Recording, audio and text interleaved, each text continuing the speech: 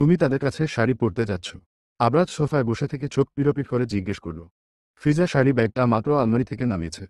সেটা নেড়েচেড়ে দেখতে দেখতে বলে, হ্যাঁ, যাই। শুধু শাড়ি পরে চুলটা বেঁধে চলে আসবো, আর কিছু না। আবরাজ বসা ছেড়ে উঠে এলো। গায়ের গেঞ্জিটা টেনেটুনে ঠিক করে। হাতের পেশিগুলো ফুলে ফেঁপে উঠে। ফিজা ফাল ফাল করে তাকিয়ে থাকে। আবরাজ বউয়ের সামনে এসে দাঁড়ালো। গম্ভীর স্বরে বলে উঠল, শাড়ি পরবে?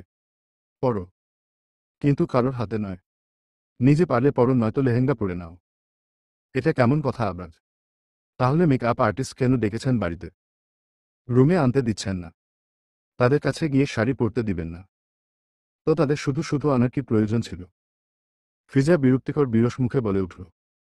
আবরাজ ফিজার আপাদমস্তক দৃষ্টি বুলিয়ে থমথমে কণ্ঠে বলল, এই মানুষটা আমার। তার মাথা থেকে শুরু করে পায়ের তলা সবটাই আমার। এই মানুষটার সর্বাঙ্গে আমার ছোঁয়া থাকবে। এখানে অন্য কারোর ছোঁয়া ইম্পসিবল। আবরাজ ফিজার ঘাড়ে হাত রেখে নিজের দিকে টেনে নিল। ফিজা অপ্রস্তুত হল। মোচড়ামুচড়ি করে নিজেকে ছাড়াতে চায়। আবরাজ তা হতে দিবে নাকি? উহু। ফিজা বরাবরের মতো ব্যর্থ হল। আবরাজ ফিজার কানে ঠোঁট ছুঁয়ে দেয়। ফিজা চোখ বন্ধ করে। ইদানিং সে অতিমাত্রায় আবরাজ খানের প্রতি দুর্বল হচ্ছে। এমনটা হলে এই পুরুষটাকে ছেড়ে সে থাকবে কি করে? ফিজা ভাবনায় বিভোর হয়ে পড়ে। আবরাজ ফিসফিসিয়ে আবার বলে, এই যে এখানে আমার দেওয়া চিহ্ন, এগুলো দেখবে কেউ। আবরাজ খান এটা কখনো মেনে নিবে না। কাঁধের কাপড় টেনে উন্মুক্ত করে আবরাজ। অল্প স্বল্প ভেজা চুল সরিয়ে দেয়। ফিজা চোখ বন্ধ করে নেয়। পরপর কয়েকদিন আবরাজ খানের করা পাগলামির সাক্ষী স্বয়ং তার এই ক্ষত বিক্ষত শরীর। ফিজা বুঝতে পারে আবরাজ যেতে দিবে না তাকে। গোপনে দীর্ঘ এক নিঃশ্বাস ছাড়ল। চোখ বন্ধ রেখে বলে উঠল, আবরাজ ছাড়ুন। ব্যথা পাই, যাব না আমি শাড়ি পরতে। আবরাজ মুখ তখনও ফিজার ঘাড়ে ডুবিয়ে রেখেছে। কাঁধে গতকাল রাতের ক্ষতস্থানে আবারও আবরাজ দাঁত চেপে ধরেছে। ফিজার কলিজায় যেন লাগছে সেই ব্যথা। তবুও দাঁতে দাঁত চেপে রইল মেয়েটা। আবরাজ অনেকক্ষণ পর দাঁত ছেড়ে ঠোঁট গুলিয়ে দিতে লাগল। ফিজার চোখের কোলে জল জমেছে। চোখ চিকচিক করে। আবরাজ ঘাড় থেকে মুখ তুলে বউয়ের চোখের পাতায় ঠোঁট ছুঁয়ে দেয়। পরপরই আবরাজ ফিজার ঠোঁটের কোণে আঙুল দিয়ে স্পর্শ করল। ঘোরলাগা দৃষ্টিতে মেয়েটার মুখের দিকে তাকিয়ে থেকে বলল, একটু কাঁদো। ভালো লাগে তুমি কাঁদলে। আপনি খুব খারাপ, অসভ্য, বাজে, জঘন্য আবরাজ। ফিজা নাক টেনে বলে। আবরাজের চোখ যেন হাসছে। ঠোঁট নেড়ে আওড়াল, সব তোমায় ঘিরে। ঘৃণা আসবে। হঠাৎ আবরাজ ফিজার এমন কথায় হাত সরিয়ে নিল। এমন কথা এই মুহূর্তে সে মোটেও আশা করেনি। বিরক্ত কপালে ভাঁজ। আর রাগে চোয়াল শক্ত হয়ে আসে। বারবার ওই মেয়েটাকে তাদের মাঝে টেনে আনা কি খুব প্রয়োজন? ফিজার বোকামি আবরাজ আগে মেনে নিলেও এখন মানতে নারাজ। আগে তার সম্পর্ক জানত না। সেই জন্য ভুল যখন যা ইচ্ছে হতো ট্রেনেকে নিয়ে বলতো। এখন তো সব জানে। তারপর কেন তাদের ভালো মোমেন্টগুলোর মধ্যে সবসময় ওই মেয়েটাকে টানে? ও বুঝতে পারে না আবরাজ বিরক্ত হয় এতে। আবরাজ নিজের রাগ সর্বোচ্চ কন্ট্রোলের চেষ্টা চালায়। রোয়েশ হয়ে বিরক্তিকর স্বরে জানায়, জানি আমি। বলেই ওয়াশরুম চলে গেল। ফিজা শাড়ি ভাঁজ খুলে খুশি মনে। ভালোই লাগে বিরক্ত করতে আবরাজকে তার। কি সুন্দর রেগে মেগে তাকে কিছু বলতে না পেরে চলে গেল। শাড়ির সাথে সব প্রয়োজনীয় জিনিস পরে সে শাড়ি পরতে লাগল। শাড়ি পরতে ভালোই লাগে ফিজার। অনেকবার পরা হয়েছে শাড়ি। জার্মানি থাকতে। আবার দেশে এসেও পড়েছে। বিয়ের প্রথম প্রথম ও পরত। আয়ত্তে বেশ ভালোই এসছে।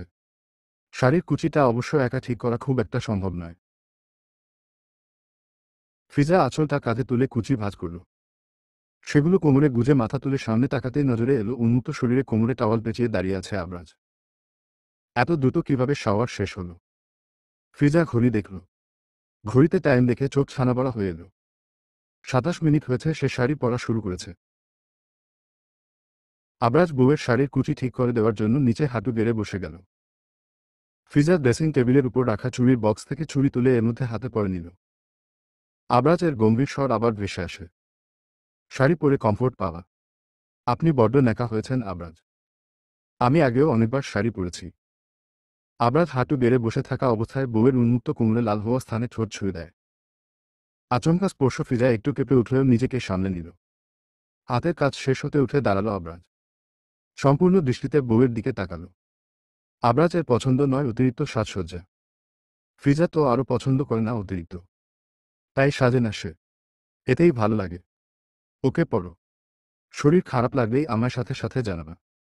আবরাজ ফিজার কানে কানের জিনিসটা পরিয়ে দিতে দিতে বলল। ফিজা মাথা দুলিয়ে বলে, আচ্ছা, আপনি বউ পাগল হয়ে যাচ্ছেন। পরপর আবার বলল। আবরাজ বউয়ের কপালে অষ্টদয় ছুঁয়ে দেয়। ঠান্ডা শীতল স্পর্শ। ফিজা চোখ বন্ধ করে অনুভব করে সেই ভালোবাসার ছোঁয়া। আবরাজ মৃদু স্বরে বলল, তোমার জন্য শুধু। রিনাকে চিকিৎসার জন্য বলিয়েন একবার। মেয়েটা সত্যি অসুস্থ। একবার দুবার কতবার সহ্য করবে সে। কপালের রগগুলো বলে দিচ্ছে ভালো লেগেছে এবার আবরাজ। ফিজা নিজেও এত সময় চুল ঠিক করছিল। তবে আবরাজের সারা শব্দ না পেয়ে আবরাজের দিকে তাকিয়ে থতমত খেল। আবরাজ খাবলে ধরে ফিজার বাহু। কিছুটা উচ্চস্বরে বলে উঠল, আমাদের মাঝে থার্ড পার্সন টানবে না। বিরক্ত হই আমি। আবরাজ ও অসুস্থ ওর বাবা ক। ফিজা বলতে পারে না সম্পূর্ণ কথা। তার আগে কানে আসে বিকট শব্দ। নিচে কাছের টুকরো এদিকে সেদিকে ছড়িয়ে ছিটিয়ে আছে। ফিজা দৃষ্টি ঘুরিয়ে ড্রেসিং টেবিলের উপর তাকাল। নেই।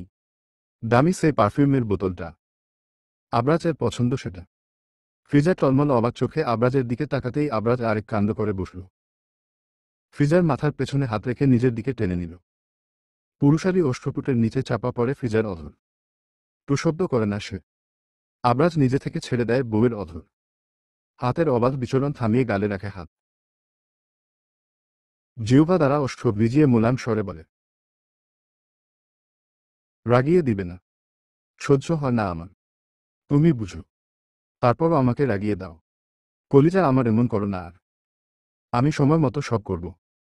এরপর কি আর রেগে থাকা যায়? অভিমান আসে এই পুরুষের ওপর। ফিজা তপ্ত শ্বাস ফেলে চুপচাপ বসে গেল ড্রেসিং টেবিলের সামনে রাখা চেয়ারটায়। আবরাজ বউকে সাজাতে হাতে নিল সর্বপ্রথম কাজল। চলবে। পরবর্তী পর্ব পেতে চ্যানেলটি সাবস্ক্রাইবও করুন।